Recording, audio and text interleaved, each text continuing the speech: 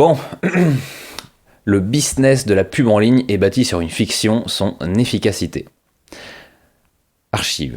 Dans son livre Subprime Attention Crisis, FSG Original 2001, le chercheur américain Tim Wang, passé par Google et IBM et aujourd'hui pensionnaire de l'université de Georgetown, enquête sur le marché de la publicité en ligne. Sa conclusion, la pub ciblée ne fonctionne pas et ce secteur d'activité qui draine des sommes vertigineuses a tout d'une bulle spéculative prête à exploser. Et voilà pourquoi je disais que c'était intéressant, parce que direct on a des trucs qu'on n'entend pas tout le temps. C'est vrai que j'avais, à part, on a tous entendu parler de la... Enfin tous, en tout cas les gens qui viennent ici généralement, ils ont entendu parler de la bulle, l'explosion de la bulle internet, c'était en 2000 je crois, enfin bon bref, début 2000. Et moi, ça faisait longtemps que j'avais pas entendu. C'est la première fois là que je lis que si ça se trouve Internet, là, le fonctionnement économique du web actuellement est est sûrement en train de devenir une bulle spéculative et qui serait plus ou moins prête à exploser. Bref. À l'occasion de la parution en français de cet ouvrage, le grand crash de l'attention, c'est Cigale et Fourmis, la maison d'édition que je vous conseille, qui est super pour tout ce qui est information et communication et livre en information et communication. Elle est vraiment top. Nous publions ici l'entretien que Tim Wang nous avait accordé au printemps 2021 dans le cadre du dossier de notre magazine consacré au futur de la pub. Comme quoi c'est pas tout neuf, mais bon, tant mieux qu'il le ressorte maintenant. La publicité n'est pas une science exacte. Ça on l'a déjà dit, hein, genre le côté récepteur, émetteur, genre en mode on sait jamais comment vont recevoir exactement les gens l'information qu'on leur lance. Mais le développement d'Internet, son déluge de données et la sophistication de ses algorithmes avaient promis de révolutionner le secteur. En 2019, pour la première fois, la publicité en ligne représentait plus de 50% des investissements publicitaires dans le monde selon le cabinet eMarketer. Une manne de plus de 500 milliards de dollars qui, depuis, ne cesse de grossir. Sauf que les chiffres compilés par Tim Wang dans son livre démontrent que son efficacité n'a rien d'évident. Selon une étude réalisée par Google, près de 60% des pubs en ligne ne sont pas vues par les internautes. 60% des pubs en ligne ne sont pas vues par les internautes. C'est quand même balèze. C'est quand même beaucoup. Mais du coup, elles sont mises où ? Genre, si on les voit pas, où est-ce qu'elles passent ? Sur Google. Bon, bref. Le taux de clic sur les bannières est dérisoire, de l'ordre de 0,01%.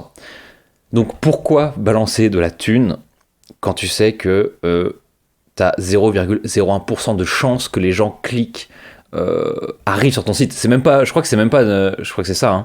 Je pense que c'est même pas acheter un truc sur ton site, c'est juste aller sur ton site de pub. Sur ton site via ta pub. Ce qui est genre ridiculement bas. Après c'est une histoire d'échelle aussi, genre c'est sûr que si t'as payé pour c'est sûr que si t'atteins ça, on va pas se lancer dans les calculs, mais bon bref, si t'atteins 500 personnes avec ta pub, c'est sûr que 0,01 c'est dérisoire, alors que si t'en atteins 15 millions, bon bah déjà c'est pas pareil quoi. Mais bon, c'est ridiculement bas quand même. Pourtant, le marché de la publicité en ligne continue de croître, alimentant une bulle spéculative que Tim Wang compare à celle des subprimes à l'origine de la crise financière de 2008. Tôt ou tard, elle pourrait exploser et faire des dégâts. Et oui. Ouzbek Erika, dans votre livre, vous démontrez que la publicité ciblée ne fonctionne pas. Pour quelles raisons ? D'abord, les internautes prêtent de moins en moins attention à la publicité, en particulier les jeunes. Et ça, je peux confirmer. Enfin, je vois la pub. Mais dès que je vois que c'est une pub, je scrolle encore plus vite. Genre sur Twitter, sur Twitter, ils sont vicieux, je trouve. Parce que c'est des fois, je vois pas tout de suite que c'est de la pub. Je trouve que c'est plutôt bien, genre noyé dans la je sais pas comment dire. Genre en mode que quand elle apparaît, je vois pas directement que c'est une pub. Alors que sur Facebook, je vois direct que c'est une pub. Et du coup, je swipe, je scrolle encore plus vite et je la regarde même pas en fait. Je la regarde même pas. Donc voilà.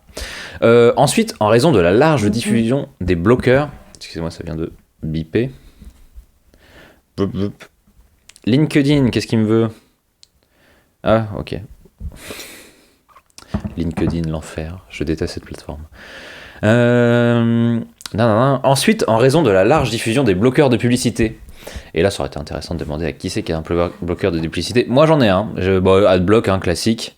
C'est vrai que, punaise, je me rends compte quand je switch entre genre quand je suis sur YouTube sur mon ordi et quand je suis sur YouTube sur mon portable, enfin c'est l'enfer quoi sur portable. Tu peux pas regarder 2 vidéos d'affilée sans qu'il y ait de la pub à la fin, au début, au milieu, enfin c'est l'enfer. Mais bon après ils ont trouvé la parade, hein, ceux qui... Ah remarque c'est peut-être pas YouTube parce que les youtubeurs et youtubeuses du coup ils font des placements de produits, enfin ils font des placements de produits, ils font une sorte de pub au début mais ça c'est pas pour YouTube du coup. Ah, je me souviens encore vite fait quand c'était plus ou... Il y a pas si longtemps que ça, c'était quand j'avais quoi? J'avais 14 piges, 13 piges. C'était il y a pas si longtemps que ça, quoi. C'était en 2012, 2013. Enfin, la pub, ça allait encore, tu vois. Enfin, vous voyez. Enfin, je dis, tu vois, je dois sûrement être en train de me parler à moi tout seul.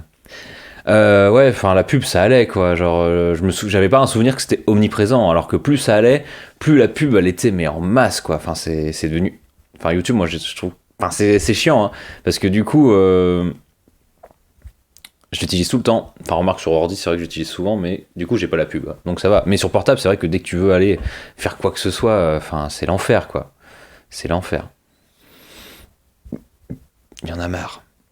Tadadam. Donc les bloqueurs de pub.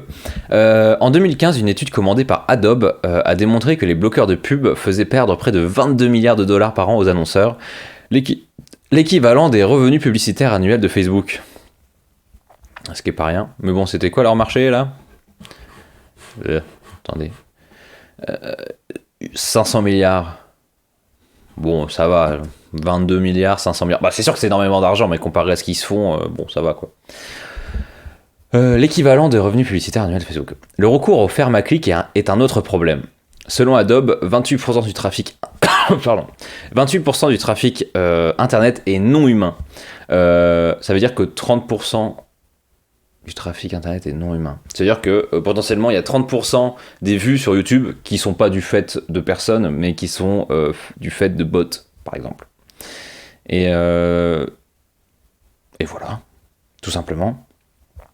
Donc oui, c'était Cardon qui disait ça là, avec genre le fait que le côté le côté statistique, enfin le côté algorithmique là, enfin les stats les stats sous les vidéos là, nombre de commentaires, nombre de vues, nombre de machins, ça c'est un truc qui est assez tiré de la télévision finalement. Pour savoir la pertinence d'une vidéo ou d'un programme, ben il suffisait juste de regarder combien de personnes ont regardé quoi. Sauf que finalement, c'est vrai que quand tu as 30% du trafic qui est non humain, en globalité, sur quelle pertinence tu peux accorder finalement à ces chiffres qui sont sous les vidéos, quoi.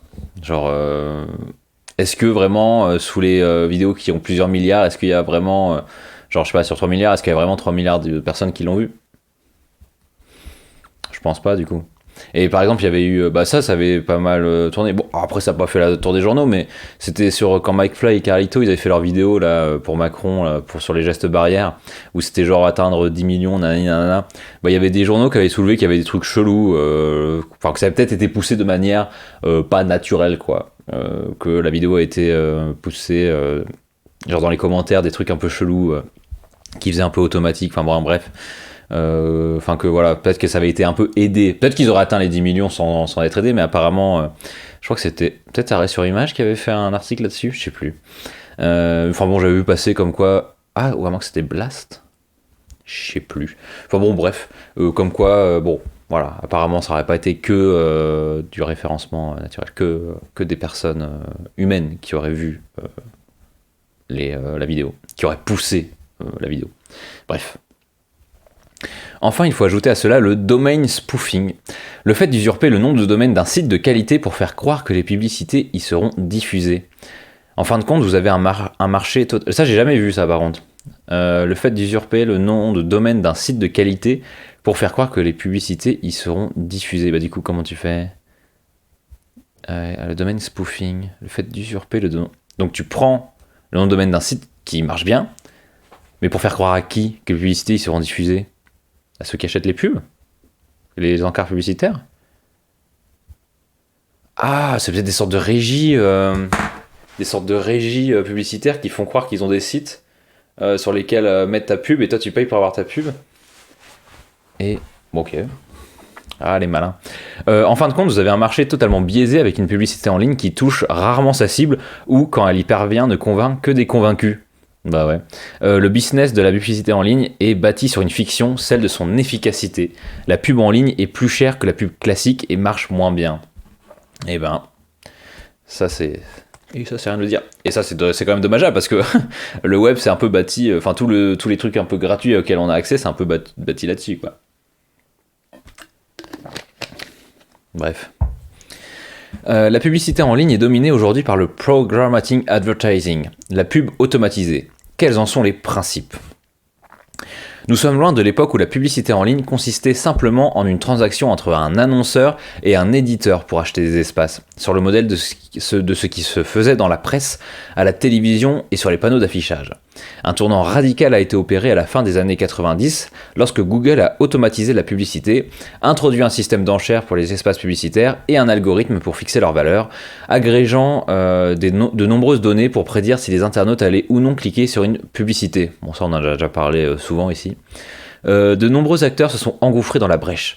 DoubleClick, par exemple, a joué un rôle majeur en créant en 2007 la première place de marché pour les publicités en ligne, comparé à l'époque par le New York Times à Nasdaq. Et ça c'est la bourse de je sais plus quoi aux États-Unis. On en avait déjà parlé aussi. À présent, quand vous visitez un site web, des algorithmes répondent à une mise aux enchères en une fraction de seconde et décident quelle publicité s'affichera pour vous. Tout est automatisé, guidé par les données et se passe à la vitesse de la lumière.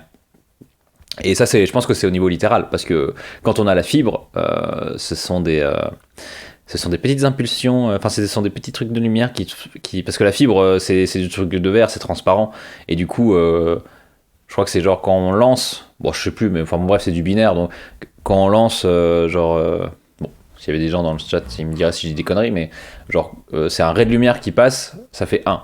Et quand il n'y a rien, ça fait 0. Du coup, ça fait... Et c'est ça, et du coup, c'est à la vitesse de la lumière, du coup, parce que l'information passe super vite à la vitesse de la lumière, finalement.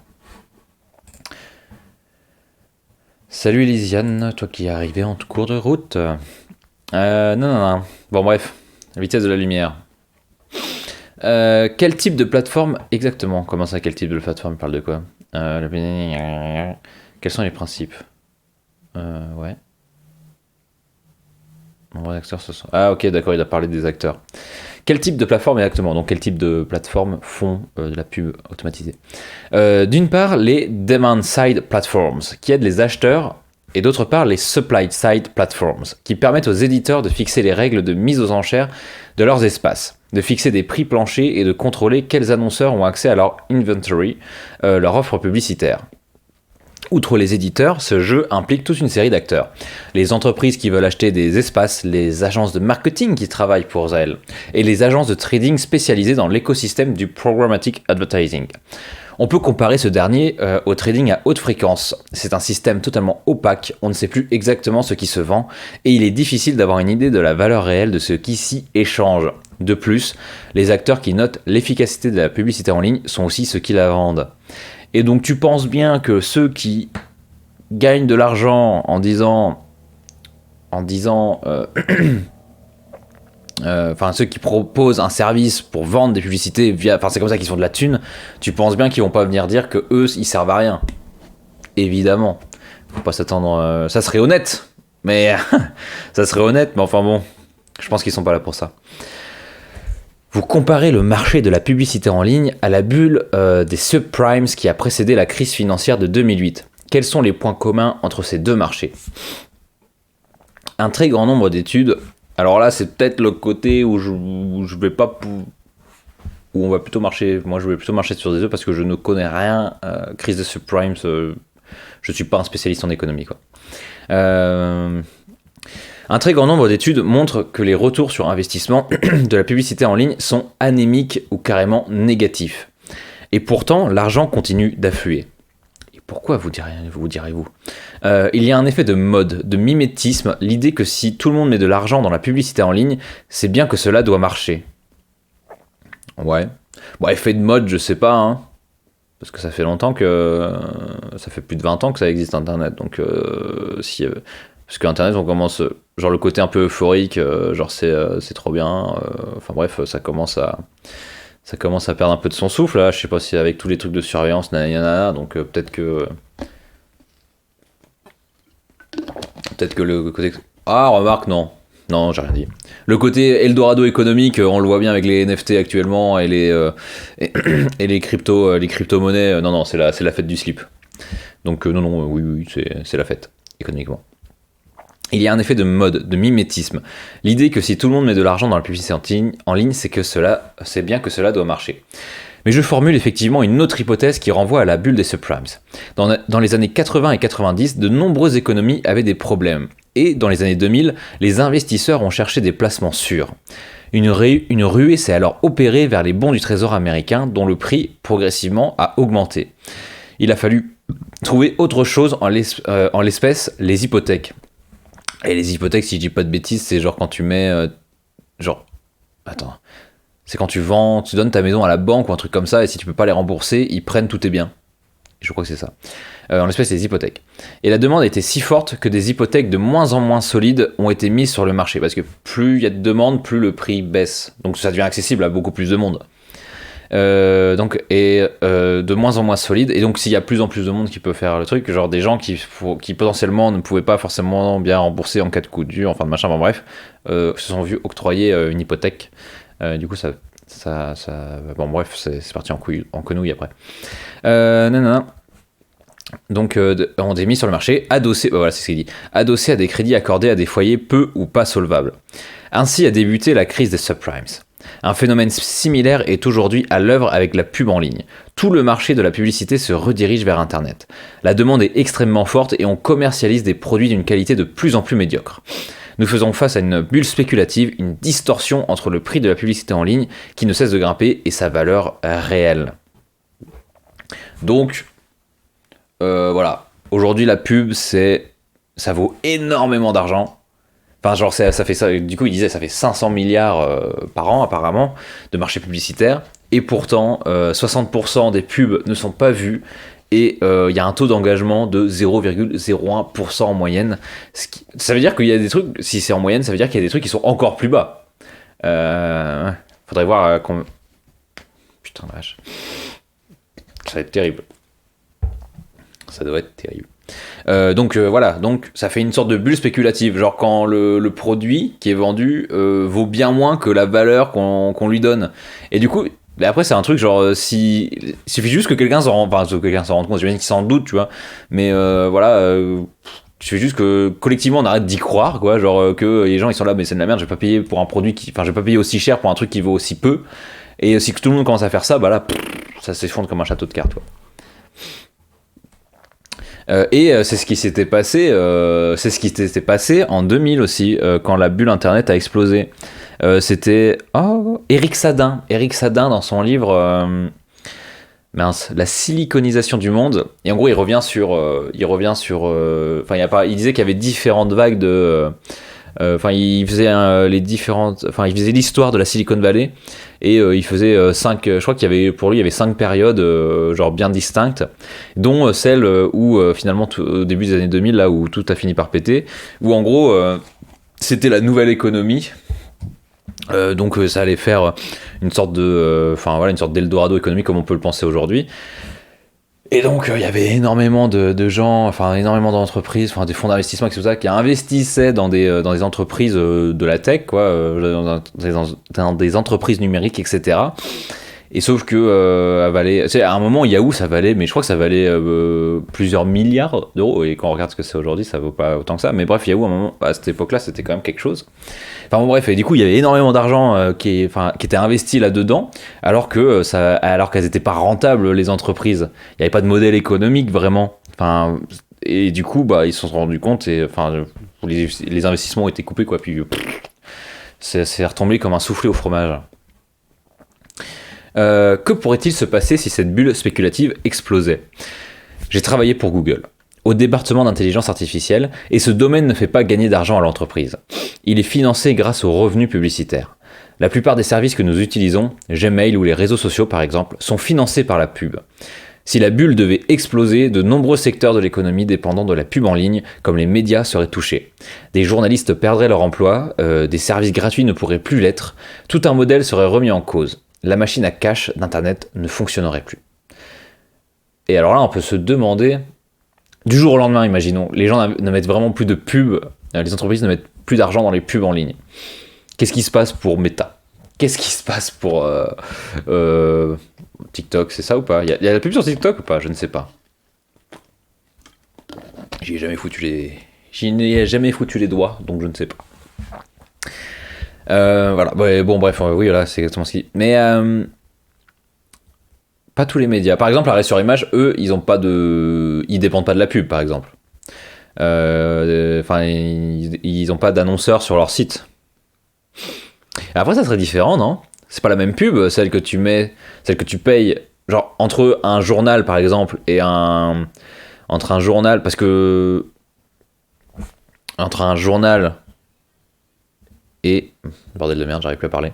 Entre un journal et un média social, le média social, lui, typiquement, c'est que sur la pub qu'il se finance, alors qu'un journal, non. Et en plus, c'est pas les comment dire, les gens qui viennent donner de l'argent, ils savent que les lecteurs vont le lire, alors que sur les réseaux sociaux, tu sais pas quoi. Bon, bref. Vous appelez dans votre livre à une démolition contrôlée du système publicitaire en ligne. Que voulez-vous dire par là ? Il me semble crucial de faire désenfler cette bulle spéculative, de ne pas attendre qu'elle explose. Une façon de faire cela serait de réguler le marché de la publicité en ligne pour le rendre plus transparent. Actuellement, il n'existe aucune instance de contrôle. Ce qui s'en rapproche le plus, le Media Rating Council a pour membres Google, Facebook et d'autres grandes entreprises de la tech. Et vous pensez bien que c'est pas eux qui vont s'en prendre à ce marché-là, qui vont essayer de le réguler, évidemment. Ils n'en ont aucun intérêt. Je crois au pouvoir de la recherche, à l'idée de produire des études pour révéler les failles de ce marché. Dans cette optique, je plaide pour la création d'un National Bureau of Advertising Research sur le modèle du National Bureau of Economic Research créé en 1920. Cet organisme avait alors produit de la connaissance sur l'économie nationale, en particulier sur le PIB et la mesure du bien-être, le PIB bien sûr, je dis le PIB parce que c'est rigolo, et la mesure du bien-être, chose qui ne se faisait pas à l'époque. Un tel organisme pourrait enquêter sur différents sujets comme le coût et l'efficacité du programmatic advertising et sans doute en détourner certaines entreprises. Il pourrait aussi servir à informer les consommateurs et à orienter leurs pratiques. Alors oui, ça serait top, c'est sûr. Mais le truc, c'est que faire de la recherche... J'avais eu ça en cours, enfin on avait dû lire un article pour faire un oral, enfin bon bref, ils expliquaient ça dans l'article. C'est qu'aujourd'hui, le statut des chercheurs sur les réseaux sociaux par exemple, là typiquement, c'était en août dernier, en août 2021 du coup, ouais. En août 2021, il y avait une équipe de chercheurs qui bossait sur justement l'algorithme de publicité ciblée de Facebook et qui se sont fait dégager par Facebook au nom de la privation, n'importe quoi, de la défense de la vie privée de ses usagers, etc. Bref, ils les avaient dégagés. Et du coup, il y a un statut aujourd'hui qui est assez spécial. Enfin, pour les chercheurs qui veulent bosser sur ces médias sociaux-là, en général, genre de l'intérieur, en fait, pour voir comment ça fonctionne vraiment, parce que c'est des algorithmes qui sont pas ouverts. Hein. Enfin, c'est pas des plateformes qui sont ouvertes, donc on peut pas aller voir le code, on peut pas voir comment fonctionne exactement l'algorithme. On peut faire des essais. Genre, si je mets un peu de scie là-dedans, on voit ce qu'il y a. Voilà, genre c'est une boîte noire. On fout un peu de trucs à l'entrée et on regarde ce qu'il en sort. Et là, après, on peut dire des trucs, mais on ne sait pas exactement comment ça fonctionne. Et pour savoir comment exactement ça fonctionne, les chercheurs, en fait, ils demandent juste aux entreprises s'ils ont le droit de bosser là-dessus, ou sur ceci, ou sur cela. Et du coup, il y a maintenant, ce qu'il y a, par exemple, quand tu veux faire tes recherches sur Facebook, et s'ils t'invitent, s'ils acceptent que tu viennes, que tu regardes, c'est House Researcher, un truc comme ça, enfin bref, t'es complètement assujetti à ce qu'ils veulent bien te laisser voir, par exemple. Genre, typiquement avec Facebook, s'ils ont plus envie que tu ailles voir ce qui se passe, et ben tu vas plus voir ce qui se passe. Et du coup, voilà, comment tu fais de la recherche dans ces cas-là ? Comment tu fais pour produire de la recherche ? Donc très bonne idée, mais après faudrait réussir à les obliger à accepter tous les chercheurs qui viennent, quoi. Enfin, alors j'essaie de l'attitude, bref. La publicité est au cœur du modèle économique d'Internet. C'est même son péché originel, selon la formule du chercheur et activiste Ethan Zuckerman. D'ailleurs, c'est ce qu'on lisait la semaine dernière, hein, avec Thibaut Prévost, là, sur... Comment ça s'appelle, déjà ? Le web, ce jardin emmuré. oui, c'est exactement ce qu'il disait. Le péché originel, c'était la pub, finalement. Est-il possible de rompre avec ce modèle? Donc réinventer un système économique pour le web. Ça serait beau, hein. Enfin bref. Qu'est-ce qu'il nous dit? Même si Facebook ou Google, les deux plus gros vendeurs de pubs d'Internet, semblent inarrêtables, il ne faut pas oublier que ces entreprises sont jeunes et qu'Internet a déjà changé à de multiples reprises et de manière radicale au cours des dernières décennies. J'ai des amis qui sont des anarchistes de la pub qui voudraient s'en débarrasser totalement. Je suis plus modéré. La publicité est utile pour rendre certains services gratuits. Pardon. Je pense en particulier aux moteurs de recherche. Simplement, la pub ne doit pas être l'alpha et l'oméga du web. Par exemple, les États pourraient subventionner l'accès à certains services essentiels, aujourd'hui financés par la pub. Nous sommes à un tournant, un moment de renégociation du contrat social avec les grandes entreprises de la tech. Il ne faut donc ignorer aucune piste. Ouais. Bah, si tu mets de la pub dans un moteur de recherche, tu viens plus... Enfin, c'est ce qu'il disait... ça devient plus un moteur de recherche, ça devient un moteur de suggestion pour que tu ailles sur les recherches où il y a de la pub, où justement le moteur de recherche peut se faire de l'argent. Et donc tu fais plus de la recherche, c'est de la suggestion, quoi. Et du coup ça t'enferme plus ou moins dans une boucle informationnelle, quoi. Parce qu'ils vont te proposer les trucs qui t'intéressent toi, enfin les trucs que tu vas voir. Ils vont pas te proposer des trucs qui t'intéressent pas. Bon bah voilà. Et moi je trouvais, moi je trouvais ça intéressant d'avoir la vue. Enfin, c'est rien que cette idée-là, moi, ça me hype en vrai. Ça me hype. Genre que c'est juste qu'on l'entend pas, en fait. Juste, moi, je l'avais encore jamais entendu et pourtant, je lis les articles plutôt régulièrement, quoi, très régulièrement même finalement. Et c'est vrai que j'avais jamais entendu parler de ça et c'est vrai que ça c'était nouveau pour moi, je veux dire. Et j'aime bien l'idée, oui, juste faut en avoir conscience, quoi. Genre, il y a un vrai déficit entre la valeur réelle de la pub sur Internet et le prix qu'elle a aujourd'hui. Et que tout ça peut s'effondrer comme un château de cartes. Quand il n'y a plus la confiance des marchés, bah, ça tombe comme un soufflé au fromage. J'aime bien cette image. Bref, on passe à autre chose.